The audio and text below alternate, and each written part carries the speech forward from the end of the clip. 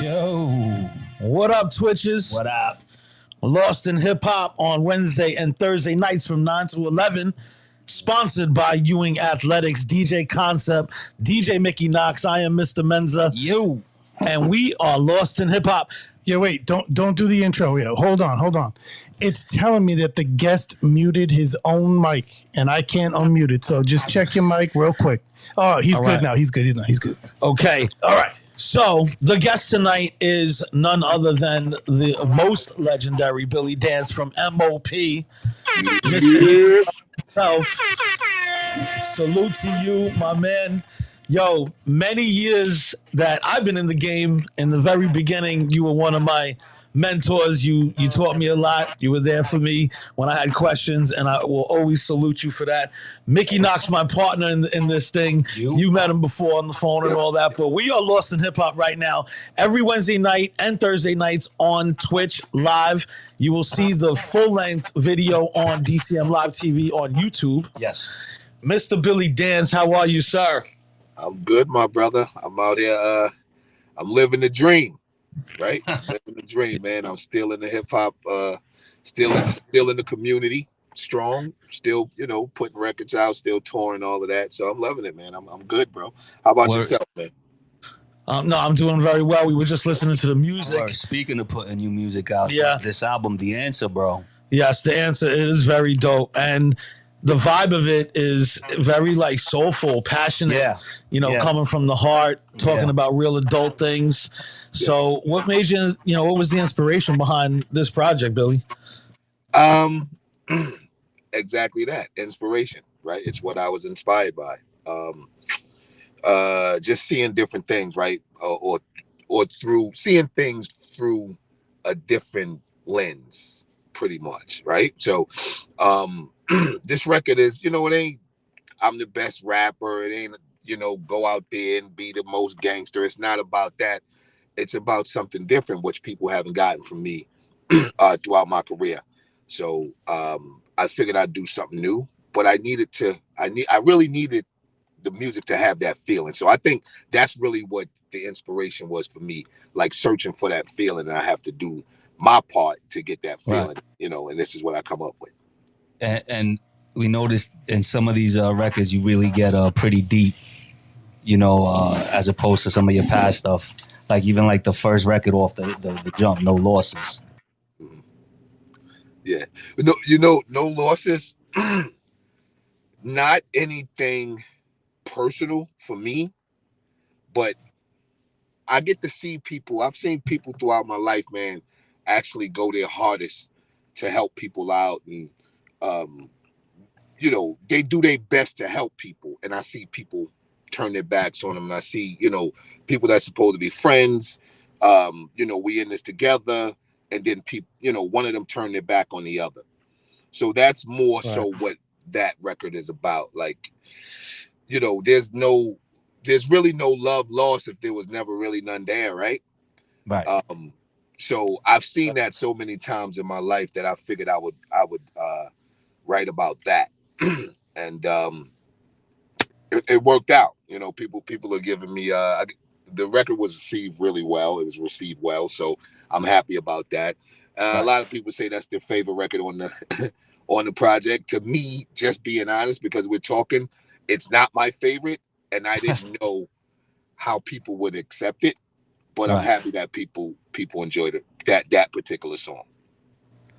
Yeah, absolutely. Talk to me about this guy, Too Busy.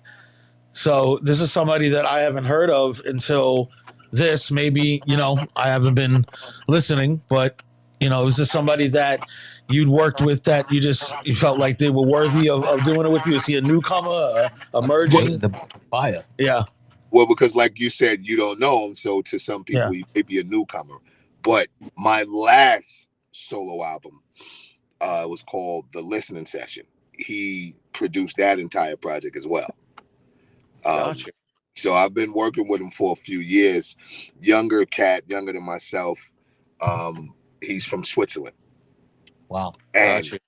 I tell you what it is about him, why I really like him, is because he's from that. He's an honest hip hop fan. He's from that. You can hear it and his production. He doesn't. He's not trying to reinvent, save, or anything. He's just doing what he have the passion to do and doing what he Yeah. loves. You know what I Yeah. mean? So Yeah. this is his production style.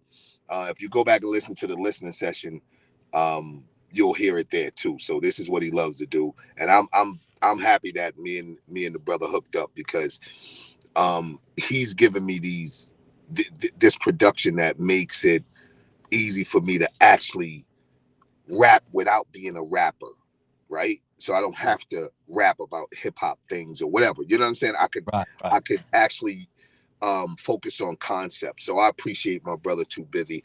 And you know, he's working with some other cats too as well, not just me. But what me and him do together, it's almost like magic, especially for my solo music. That's good to hear. The European sound similar, not similar, but just like the Snow Goons too. I know M.O.P did a full album with them Yes. some years back, and of course we understand that overseas they receive this music much better, much more now. Like if it's coming out now, it's from these legacy artists. Like they love it over there. Yeah. Well, they love the music, right? Yes. They love the honesty in the music. They love the talent. They love the creative, what's creative about the music.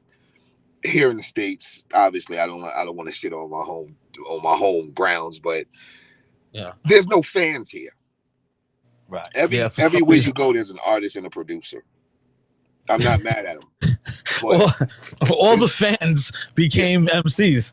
yes, MCs or producers. So Yeah. now the people that would be listening to you is basically your competition. It really is, yes. Right. And the fans, and if there are fans here, they're not fans of the actual music. They're fans of what they think of the artist. That's a good point. Right. This is why. That is a very good point. Yeah. This is why. Your car, your jewelry, and your money is more important than your actual talent. Here. Yeah. You see what I'm saying? Like, yeah, the more money you have, the people better the artist you are. Yes, and people want to buy into a lifestyle. Right. As a fan, they want to believe that who they're listening to, who they're a fan of, is this rich, larger yeah. than life character that Yes. they can't be. Yeah. And when us as fans, and we grew up listening to you and Fame, and we thought that you guys were like the Monster Squad, like we were gonna die if we ran into you. You know what I mean? Like, and it was you guys were like Marvel characters, like superheroes. Like, yeah, if we run into M.O.P, we're dead. Like, we're out of here.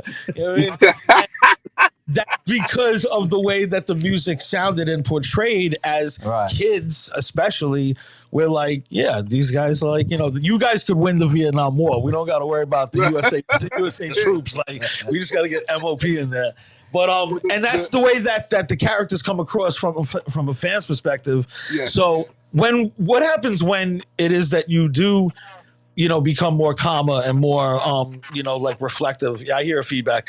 It's his phone is a little too loud. If he could lower his phone, it would be better. All right.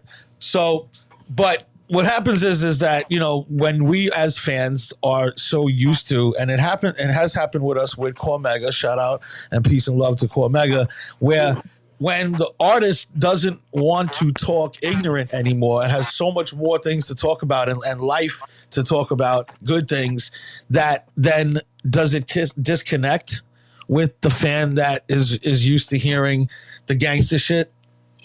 Nah, it disconnect with somebody that hasn't grown. Yeah, that's what I mean. Like, remember, bro, my fan is actually my age or older. Yes. Right? Yeah. If my fan, if a Billy Danze or an M.O.P fan cannot understand No Losses or any of the records that's on this album, that means that person may need a little more help than fun. You know what I'm saying? They need to follow something else other than a rapper. You know what I'm saying? Yes. That's just being grown. Now, I have at some point I was a little nervous about that, but then I reality setting, like, dude, like, do you really think that I'm standing on the corner on Saratoga Avenue every Right day, now. all day right now? Like, yeah, I'll pass through, but fuck, you know what I'm saying? I'm not standing there every day, all day. And the old Brooklyn way, how I was raised, how I was able to survive, whether it's hustle, you know, borrow and shit, whatever. I don't have to do that anymore. You know what I mean? So is that what you want? I can talk about it because you know what I mean. Right. I guess I'm probably still good at those things. You know what I'm saying? That doesn't even interest you in talking about it. Right, exactly. But you know, I mean, I can, because I understand the entertainment Yeah. aspect of it. So I can continue to be reckless if I need to be on the mic or any other way if I need to be. But I'm a grown man. I'm not gonna sit here and rap about, you know, nothing. And whatever it is that excited you about Billy Danze, I gave you that for 32 years. Word. Word. That's a fact. Word. Yeah. Right? And that's 32 something and a half years, to be honest. There you go. So 32 years, 32 and a half years Word. in the game. Tell us about what was the influence and the music that you were listening to as a kid that made you feel you wanted to be a rapper and really do this as a profession. What year was that? And like, what music was that? Well, I mean, growing up, like, you know, we all listened to what the people listened to before us, like my parents, my aunts. I'm just lucky to be able to listen to all the soulful music that was able to pull out that how about some hardcore Billy Danze, right? And people think I'm bugging when I say it, because I wrote the entire first M.O.P. album listening to the OJs, the Temptations, and bop, bop, bop. It's weird because you go, well, they're singing about love or they're singing about being happy. I was listening to the music and the lyrics, obviously, but I was more digging for the passion that they were singing with. I couldn't sing, so my passion came out in hip hop, and I was able to write about the things that I seen in my neighborhood, but with that same passion that I got from them. As far as rap artists, I mean, we know the fathers of this, the ones that built it really. Shout out to all the guys in the Bronx where hip hop was created. But for me, the 10 artists that was there, because that's what we had then. We didn't have 10 million like these guys got now. We had 10 artists that were all very dope, and they were all they did their thing their way. Like, you knew who you was listening to when every song came on. You didn't have to go, where was this, or who's this? No, you knew exactly who it was, and they were all dope. So that's a pretty good point. That's cool. However people see me right now as an artist or saw me from the beginning, that wasn't even me. That was them. That's what they made me do. I had to step up my game and add something to the business. So Kane, G-Rap, Rakim, Chub Rock, KRS-One, the whole BDP movement, like everybody, Rob Bass, God bless, who was amazing. All of those guys basically built Billy Danze, and that's kind of where I got it from. You know what I mean? I got it from the people before me, and just like I said, I'm luckily for me, I got it from some dope dudes. That's really cool to hear. Even that word "dope," right? That's a word that transcends generations, the generations of hip hop. Yeah, but the fans, the new fan, don't know what that means. Obviously, it seems like. I mean, is it only our age group that still uses it though? I don't know. I think I hear the word "dope" coming out of even like the youngins. But some of the words like "deaf" or "hype" and shit like that, but dope. Yeah, but dope seems to just make it through the times. So, Billy, let's play another record or two off the project. We'll bounce back off. I want some of the people to hear this album of yours, which is truly inspirational. Like we said, it comes from the heart. And you're talking about grown man stuff. This is The Answer. Yo, oh my God, goodness.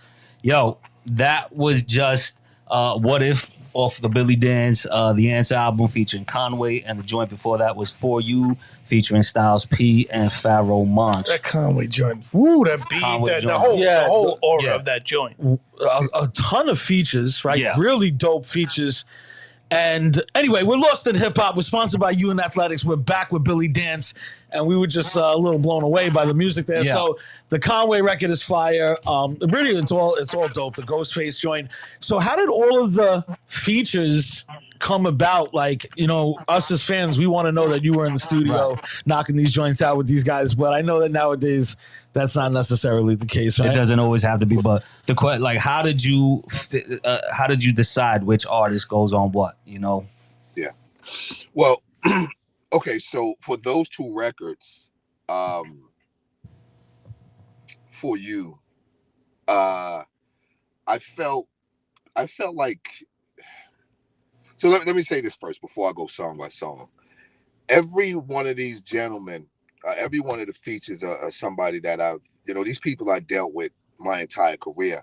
Never really did music with all of them like that. In fact, if you look at the entire M.O.P career, we haven't had this many features in our entire career. Right. You know what I'm saying?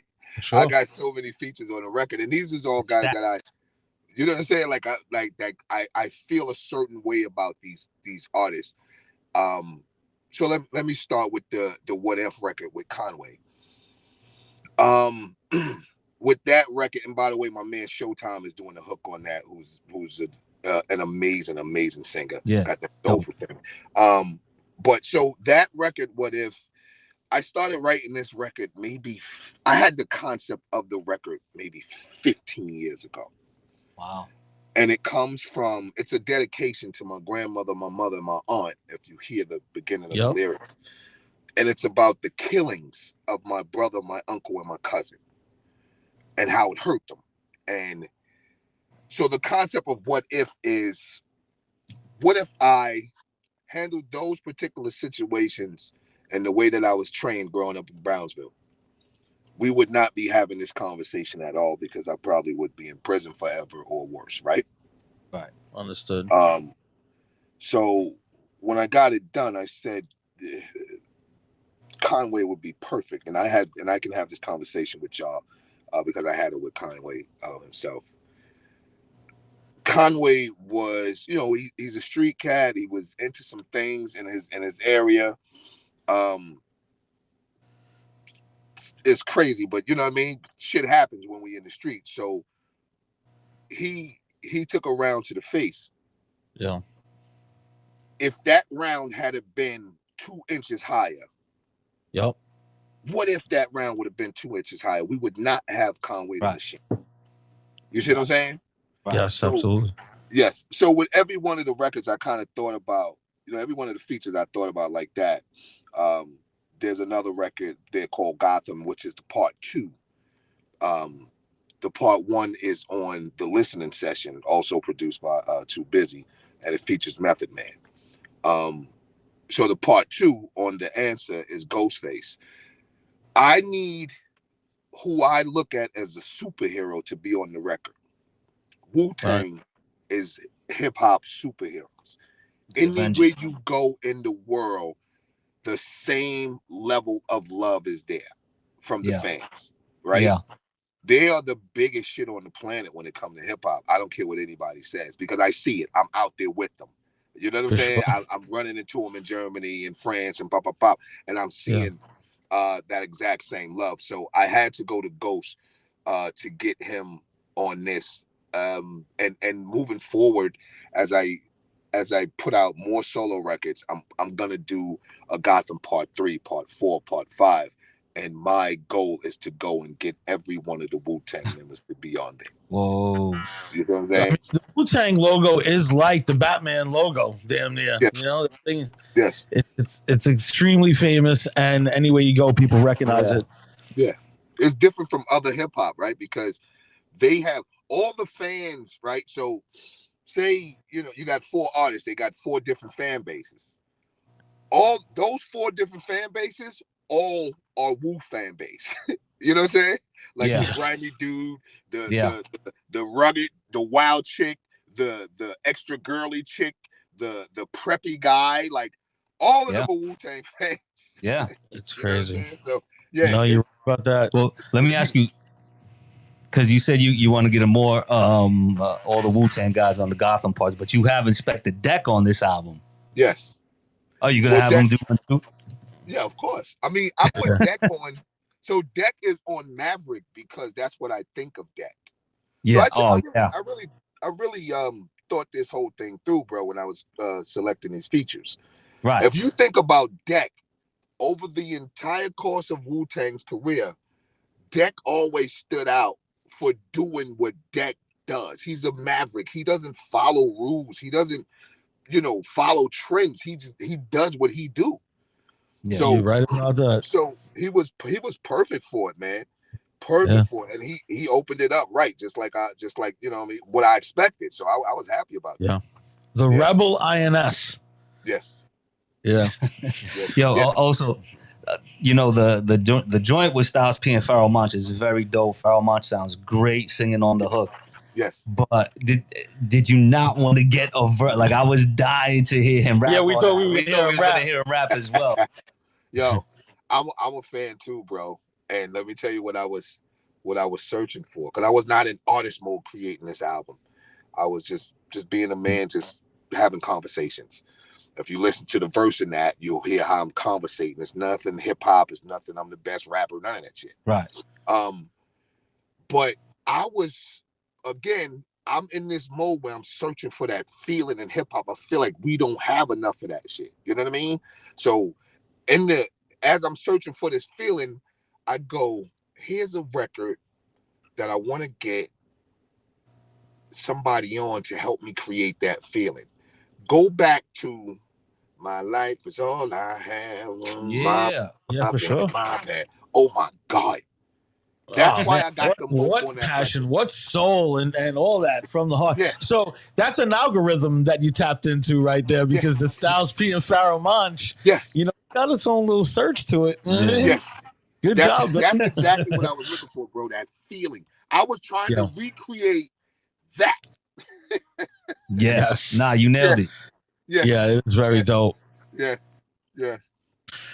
So how does Too Busy feel about all these features? I know he must be like, I know he must be. Oh yeah, he loves it. Remember, like I said, he's a little younger than us, and he's from Switzerland, so he's really a super fan of everybody that's on the album. Yeah, I can imagine. Like a super fan. He's blown away. He's like, holy, you know what I mean? Like, dude. Yeah. I mean, it's like, East Coast who's who, bro. Yeah. Yes. So it's he's enjoying it, man. He's riding high. The Swiss fan base, hip hop fan base, or hip hop community is giving him all kind of praises. He's like the president there right now. Yeah, I can imagine. It's so dope. I love Yo, to dude, hear they're having an album release party every week in his town. All over Europe. Really? Yo, dude, he even built like a little space so the community can come and hang out. They're doing shows and everything, and it's like an album release party for the records. And every week they kind of showcase one of the records. Wow. So they kind of put the show. Yeah. I'm happy for the young dude, man, because like I said, I could tell his passion for the music. Just having a conversation with him, I was like, Jesus Christ, this dude is really stuck in hip hop. He's not trying to save it. There are people still like that out there. It's great. Yeah. That's how we are, man. We are Lost in Hip Hop. We are sponsored by UN Athletics. You can see the Lost Boys sneakers behind me. It just came out a couple of months ago. Got the Onyx sneakers back there too. Shouts to Jamil Honestly in the chat room checking out. Hell yeah. Shout out to all the Twitches. We're live on Twitch on Wednesdays and Thursdays. DJ Concept, DJ Mickey Knox, I'm Mr. Menza, and Billy Danze from M.O.P. is on the stream with us right now, live streaming on Twitch. Lots of good shit, man. Talking about the new album, The Answer. Billy, you call it the what is this album the answer to? What is the question you're answering here? It's whatever your question is, right? What happened for me? It's what happened to the feeling in hip hop. What happened to like good times, right? What happened to reality? What happened to, you know what I'm saying? Like it's whatever, Yeah. it's whatever you got, whatever questions you need answered. Because like I said, bro, it's not really, if you listen to it, it's not music. Like I'm not really rapping about how lyrical I am or how I'm the best MC. Um, you know, there's joints like the joint I did with Redman, where it's kind of like you kind of get a little spanking, you know, for you little dudes that's trying to rap and not doing it properly. That's great. But And Fame was on that one, right? We Was the it? best rappers or anything like that. It's just like do the shit properly, man. You know what I mean? Yeah. On the one with Redman, is Fame on that one? No. Oh no, it's Solo. not. So as fans, you know, just want everybody always wants to know like what's the temperature like with M.O.P. Everything's all good on the home front. Yeah, that's funny. I'm just gonna say yes, but I want to dig deeper because I've seen some shit on the internet, especially with the No Losses record. Like I'm hearing people go, "Yo, he talking about Fame." Like, what the fuck? Well, see, what I wanted to do as a preamble is just say that on Lost in Hip Hop, bro, we never talk about beef or drama. It's just not our style. We don't care about none of those stories that nobody ever heard of. We really only care about the essence of our culture, and Right. and we want to know that M.O.P., Billy, and Fame are, you know, as happy as a bug in a rug. Right. Mhm. Well, let me, yeah, right. But let me say this, right? M.O.P. We not a rap group, so Okay, wait a minute. if we had any kind of rap problems, we would, that's some shit that don't even matter. And I'm not putting that out there like there's no issues, definitely no issues. But I'm just saying like that's not important to us. What's more important to us is the respect and the love that we have for each other, which came way before rap. So Right. if we didn't rap, nobody would have any speculations of anything about M.O.P. It would just be us in the hood holding each other down like we always have. For sure. So we're 100% good, bro. Like I'm talking about great. Can we talk about that a little bit? How you guys linked up and stuff like that? I don't know the story, but yeah, it's actually a story that I've never heard People of might how know. Billy and What's Fame. funny? That's funny that you asked that, bro, because I'm gonna link up with Fame tomorrow and I'm gonna tell him to try to get up with y'all to do the interview. Nice. I want y'all to ask him the question.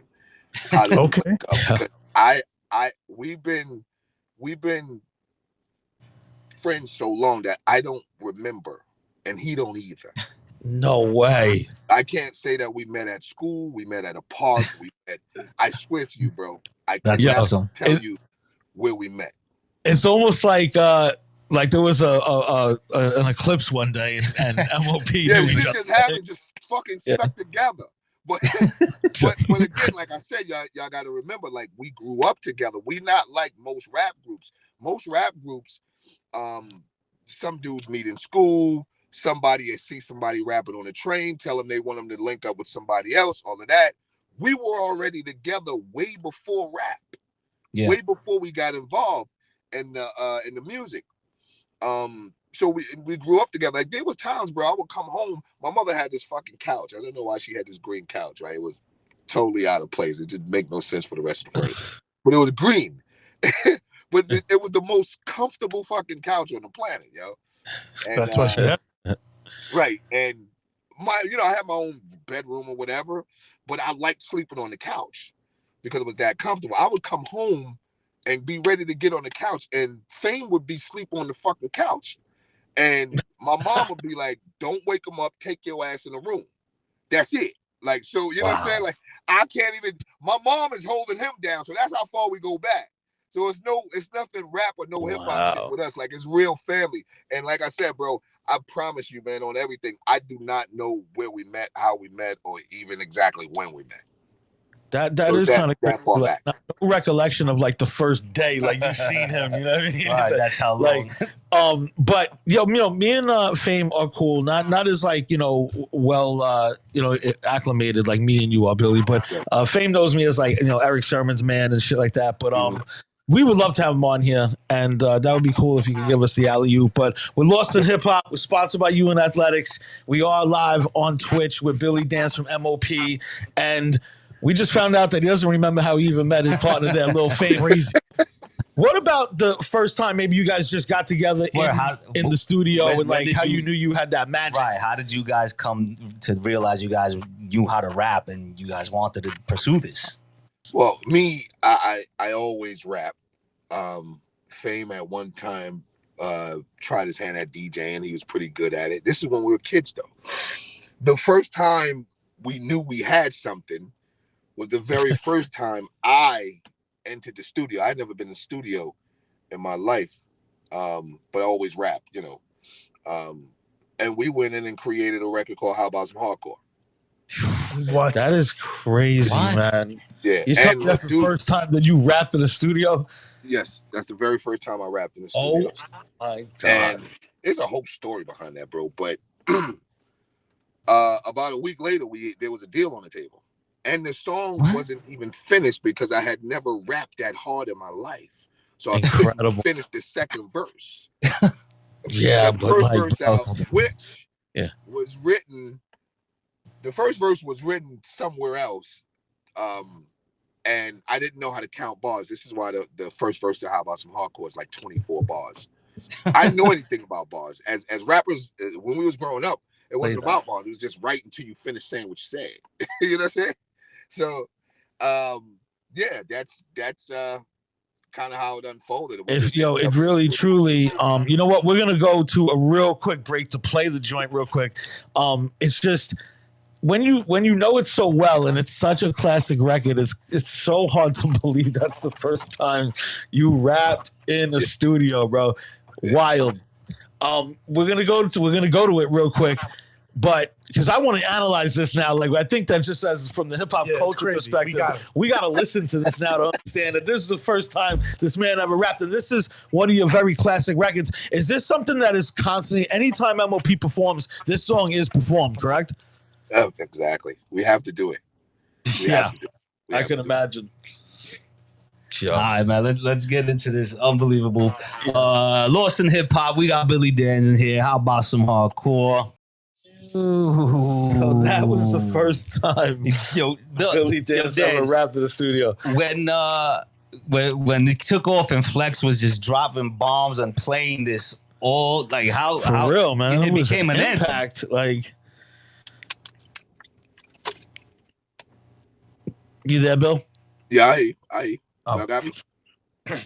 Yeah, so no, just in the sense of where like when that dropped and like Flex was dropping bombs on it. It was one of the hottest things in the city at the time, and you just like bursted on the scene. Like, tell us like what that was about, how that came about, and like what the feeling was. Like, how did you just feel? Yeah, it was strange. It was strange, dude. Like we coming right from the block to having somebody go, "Oh, yo, I saw you on, or I heard you on." That's weird. You know what I'm saying? So. We tried, so we stayed grounded because we didn't know how to do anything else. So we would come from the show, go right back to the block, sit on the stoop, chill, do everything we was doing a week before. It was different because it's unreal, right? It's like, dude, I'm getting mentioned in the same conversation,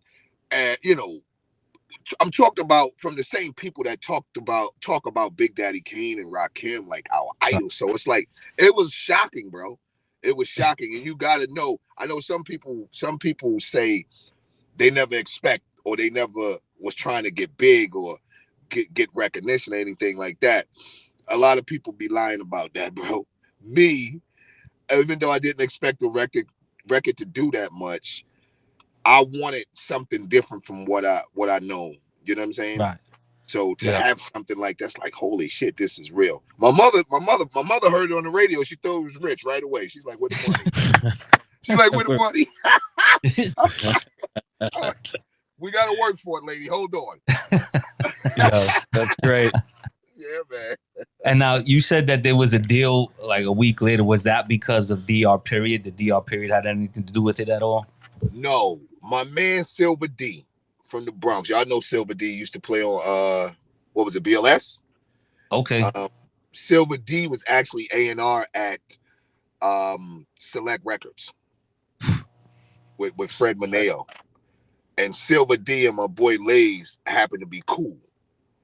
And Lays, I believe he just took to took the record to Silver D and was like, Silver D was like, "This is fire." Silver D is actually produced one of the records on the first album too, Wow. the Guns N' Roses record. Wow. So that's kind of how that came about, and obviously, when it happened, it's a whole, like I said, it's a whole long story behind it, man. I don't want to get. No, that's fine. Listen, we could even have a part 2 one of these days and get into some other stuff. Yeah, But yeah. no, I'm sure you have many stories that have a lot of, No, depth. but this particular song, it's a lot that happened behind this song. Like, I was actually busy when Fame came to get me to do the. It's a whole story. Look, so real quick. So I had been away in Hood College, right? I'd come home. Fame already making records. They did something called The Hill That's Real. When I come to the block, Fame go, "Yo, I want you to make a record with me." So I said, "All right, cool." Fast forward about a year or so later, I'm doing something I got no business doing. Fame walks up on me. I'm really in the middle of it. Fame walks up on me and go, "Yo, you still gonna make the record with me?" I'm like, yeah. Just let me know. He like, "Yeah, we need to, we need to get it going." I said, "All right, cool. When? Tell me when." He said, "Now." I said, "Now?" He said, "Yeah, right now." I'm looking at him. I'm looking at the situation that I'm into. I'm going back and forth. Fame got this look on his face like, if we, it looks like he's saying to me, "We have to do this. If we don't do this, it's going to be bad." But this is what his eyes are telling me. Had I went the other way, again, I might not be here. I might have been locked up. Might have been worse. But I decided to not do that and go with Fame. We went to the studio and created How About Some Hardcore. And this record was supposed to be a record for Fame's first solo album. There was no group at the time. We were always M.O.P, but there was no M.O.P rap group. You see what I'm saying? Right. Gotcha. Yeah, long story behind this, man. and Fame was always considered, or always was, the producer. He produced a lot of this stuff. I know periods and stuff too, but like, was he out of like where Eric and Parrish? Eric was the producer, or Havoc and P, and Havoc was that the case with Fame? Yes, if you put it in that aspect, yes, exactly. Wow. But I made a beat, man. I made a beat one time, man. I made a beat. Look, I made a beat and I sold that motherfucker. No, it's just because, like, actually, I know that these guys, because they were DJs and they were digging and all that. Like, I just never actually knew that, up until like maybe like some years ago. But like, I didn't. Like I said, it's always with me. It's always first time things, right? So even with making beats, I decided I wanted to make a beat one day. I made the beat. The very first beat I made, I sold, and then I never made no more beats. Wow. I sold a beat to Diddy for the Bad Boy 2 soundtrack. Whoa. With and we did the song. It's called Wanna Be G's. God bless my girl. Fox is on the record. And that's the first beat I ever made. I sold it, and then I threw the MPC away. I don't need it no more. I've made it. I'm successful. I'm the best ever. Best producer ever. That's it. Crazy. One and done. He proved his point. That was it. Crazy. Yeah, that's hilarious, man. So here's a question. There's a lot of NBA players out there that like they're known for getting ejected, and they have these like stats of all-time stats, like the most thrown out of a game and all that. I'd like to think that M.O.P has incited the most fights at a show. Riots. All right. Most riots at a show. Would you say that that's accurate, that, in terms of all of your shows across the world and your whole career, has M.O.P music started maybe even not just fights or riots, or even just mosh pits, or just some sort of like sick movements and shit, violence? Well, yeah, there's always mosh pits at M.O.P shows. There were a lot of fights that broke out. I'm not gonna say it was because of M.O.P. It definitely wasn't because of hip hop, because we're gonna stop blaming all the negative shit on hip hop. Just two people probably not knowing how to handle themselves, and it turned into a fight while Annie Up is playing, or while what it is. Wasn't my fault. We didn't fuel anything. Yeah, but now knowing who you are and what your status is in the game, when you make a record like Annie Up, you don't think that it's gonna maybe cause a few people to get knocked here and there? Like you know what? I can't say, bro, because I've always had control of myself. So nothing's never enticed me to do something that I didn't want to do. Not Like, even, not you even would the have little shit. influenced like Right? that. So, Yeah. so some people may, they may need a little pumping up. You know what I'm saying? So Yeah. maybe it takes an M.O.P record, or I don't know, bro. I don't know what to say. But we ain't, listen. Yeah. We're not blaming that shit on me. I'm not getting sued for nobody Yeah. else's bullshit. Now you've been globetrotting for 30 years, Mhm. right? Like you've been all over the world, all corners of this world. You have been in and performed in. What would you say is the most unique city or experience that you've experienced being, a world traveler due to music? Unique. Yeah, You know, something that like because I've bugged out. been. It could be, certain venues, the certain, uh, the the the atmosphere of the country or city that you in. I've Yeah, experienced so much, so I don't know if I can say what was the most unique, because everything was unique to me. I'm coming from Brownsville, Brooklyn. I didn't see much, you know what I'm saying? So yeah. so I get. everything was unique to me. Rather, what, I tell you what, not funny, but I remember being in Russia. I forget exactly where, but we standing outside the back of the club because we want to drink and somebody wants to smoke. So we coming out, we at the mid show or whatever, we just coming to take a break and trying to get some air, something. As we standing there, we everybody smoking and drinking, we talking. We look, and there's this big ass pole. It's like it's not a pole. It's like I don't know what the hell it is, but it's going straight up. As we look up, it looked like it seemed like it take us minutes to get to the top of it. Just right in the middle of the street, dude, there's a big ass missile sitting upright, like they ready to go. But this is in the back of the club. So I don't know if anybody online here ever been to Russia, but it's that kind of shit there. I thought Yeah, that was really yeah, the Yeah, club owns it. yeah. The like, club's dude, got a there's a missile in missile the back of the motherfucker. just sitting there, like That's not a rocket, a yeah. missile, Right. right? It's the size of Well, a building, and I'd have to sitting say that's upright. pretty unique. Yeah, It's that's a pretty Yeah, that's crazy. unique. pretty unique. Yeah, that's crazy. Like I think that's unique. Yeah, yeah, That's that's nuts. Yo, hilarious. Lily, how we just said that you've been on around the world for the last 30 years. You're a legend. You guys at one time were signed to G Unit, Rockefeller, Yep. in hip hop. You guys are some of the most well known legends, Yeah, but you can still walk around and no one bother you. You're like a very well known unknown. Well, that's Is because I can fight and I keep a pistol on me. I was just fucking with you. No, no. You know what? We're grounded, bro. And that's what people like about us. I'm not saying nobody else isn't grounded, but I'm talking as right. far as M.O.P. Like, we're grounded. People like that. People like that. We don't act better than. You know what I'm saying? Like, if I'm wherever I'm at, dude, I'll get out the car in the middle of South Jamaica with slippers on and go in the store and buy a Lucy, right?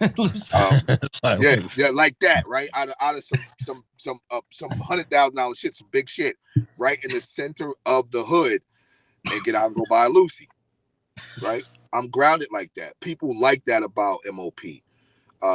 We don't come across as better than. And yeah, we made some paper, but that's not what we're about. We're not about um, making people feel like they're less than us. Because I think that's what the problem is with a lot of the artists, why they can't go certain places. And then Mhm. there's knuckleheads out there too that you gotta, be careful about. But I think some of the fans look at these artists, even though they praise them, they still have the understanding that that person could potentially think they're better than me because of the way that they handle themselves, the way that they uh, stay away from us, like they don't want to be. And I hate to even bring things up, but we've seen stuff. You know what I'm saying? We've seen Yeah. stuff, how yeah, how artists act with the people. Like, these yeah. people actually put you on that pedestal that you think you're on, that you probably don't even deserve to be on. You know what I mean? And so this is That's why M.O.P can move a little move freely. Yeah, you know, you might have one of those legend syndromes where you just hate to hear all the praise. I've tried to praise so many legends, and they'd be like, "Come on, stop!" Shit like that. Because I mean, because we just, I mean, you know, we're just people, bro. You know what I'm saying? Like nothing. But you know, not many people, groups or artists could say that they were signed to Rockefeller and G Unit. But here's the thing: in that time frame of like wherever it came from, when I think the second or third album dropped, because all the albums are fire. Every last one of them, to me, are all like very good bodies of work.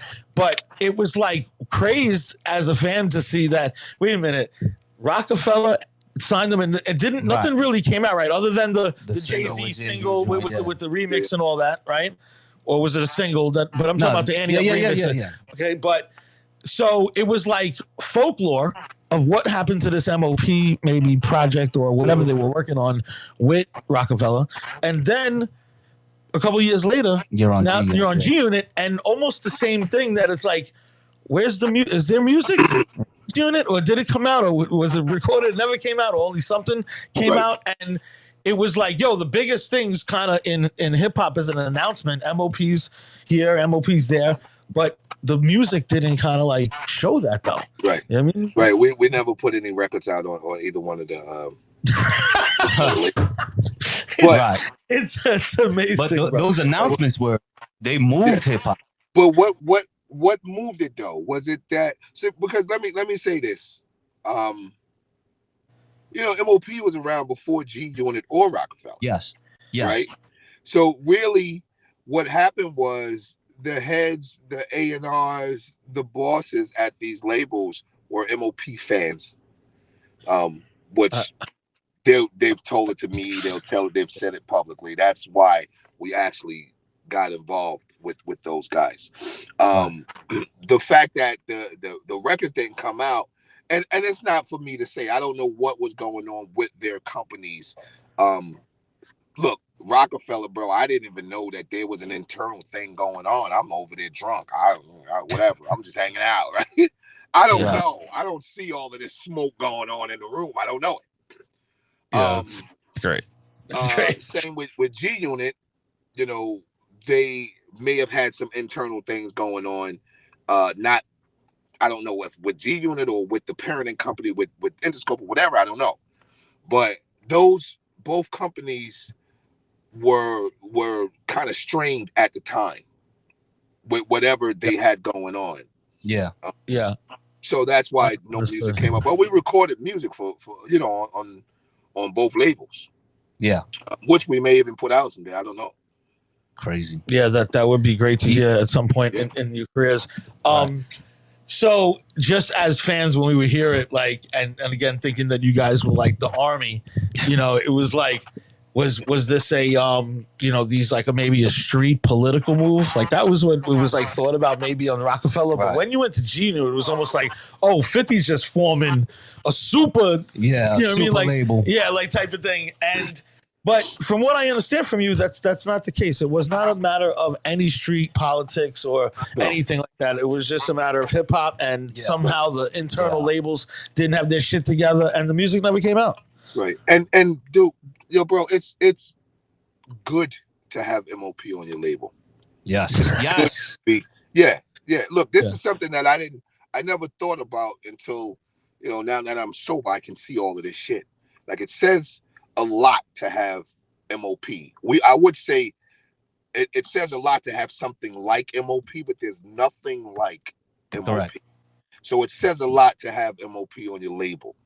And I don't think it was no street things, because Jay and them didn't have any kind of street altercations like that in the industry or whatever. And 50 and them was already handling whatever street shit they had. They didn't need M.O.P. for that. You know what I'm saying? Right.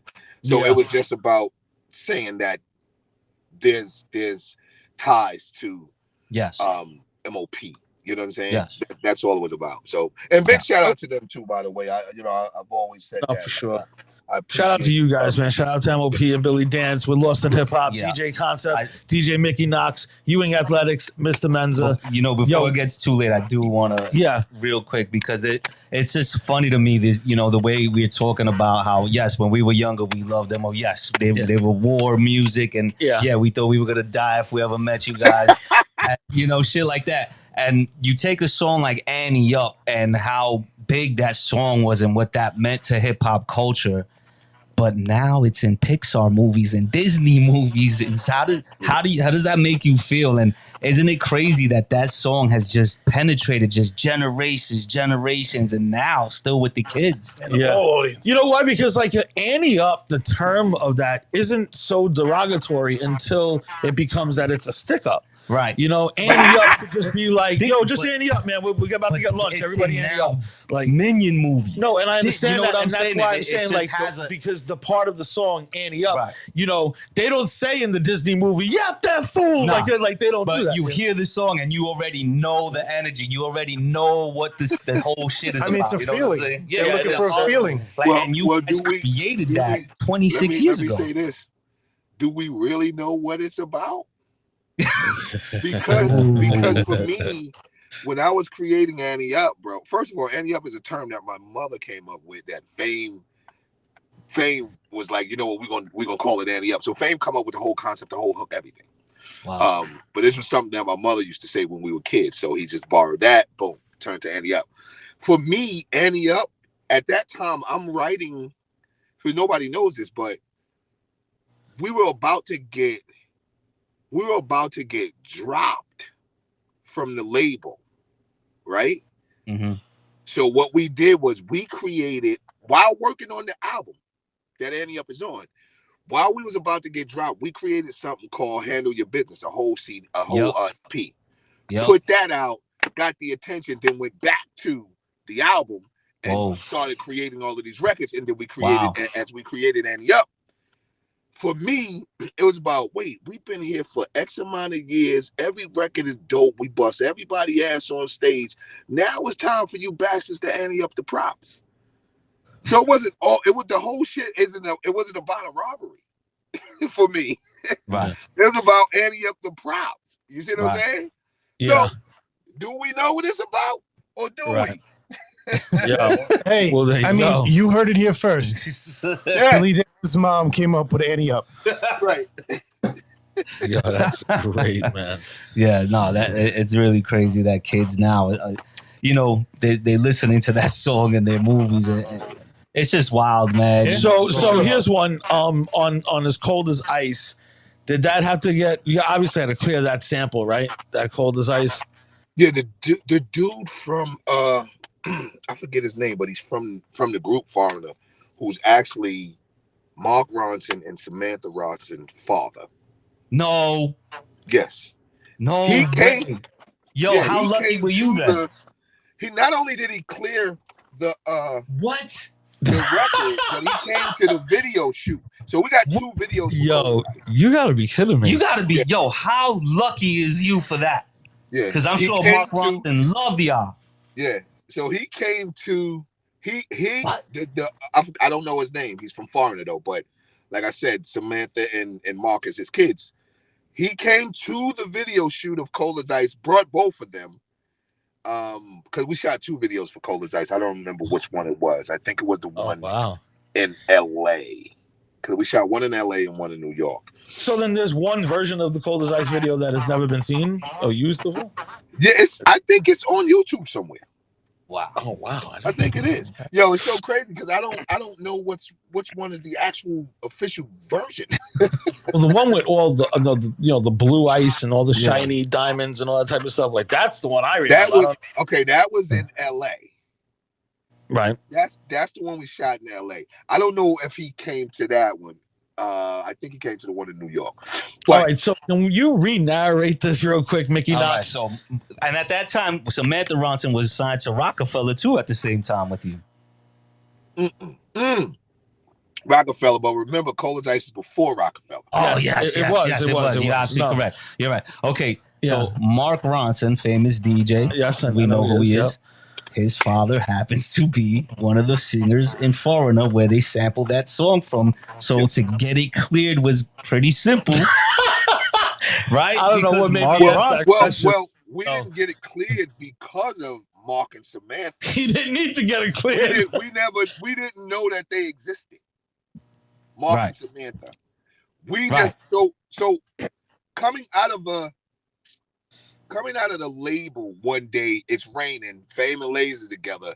There's some records in the garbage can. It's raining. Fame grabbed the records out of the garbage can, took them home, let them dry out. This is how he finds the sample to Cola's Ice. Once we get the record done, everybody's excited about it. We tracks down one of the singers from the group. He just happened to be cool with the record. He cleared the sample.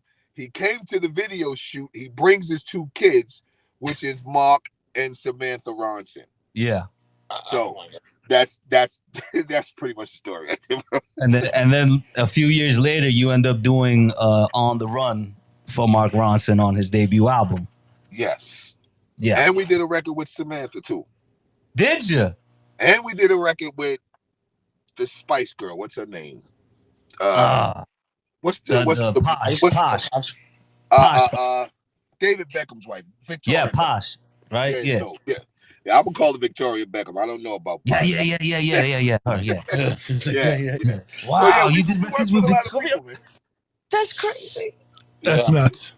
Yo, look, this is when I took my own horn, right? I'm a big deal, man.